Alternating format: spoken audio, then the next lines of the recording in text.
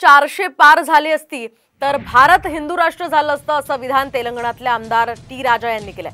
तसंच वक्फ बोर्ड कायदा संपवून टाका आणि बोर्डाच्या जमिनीवर रुग्णालय, महाविद्यालय आणि क्रीडांगण उभारावं अशी मागणी सुद्धा टी राजा यांनी मुख्यमंत्र्यांसह पंतप्रधान मोदींकडे केली आहे। तर काल भिवंडीमध्ये टी राजा यांच्या सभेचं आयोजन करण्यात आलेलं होतं।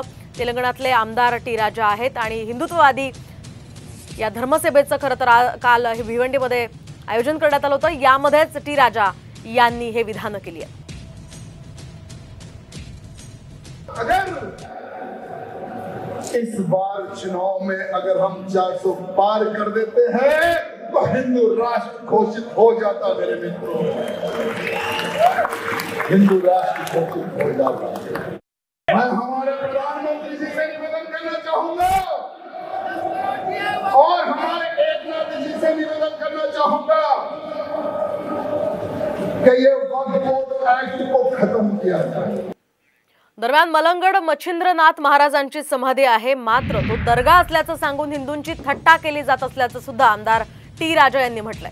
तसंच सर्व हिंदुत्ववादी बांधव हे मुख्यमंत्री शिंदेंच्या मागे उभे आहेत, त्यामुळे त्यांनी मलंगड मुक्त करावा अशी मागणी सुद्धा टी राजा यांनी कालच्या सभेत केली आहे।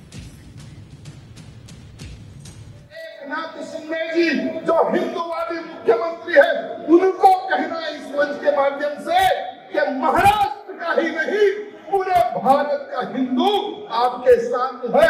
मुक्त करिए मलंगड को। जो हिंदू हित की बात करेगा वही महाराष्ट्र में राज करेगा।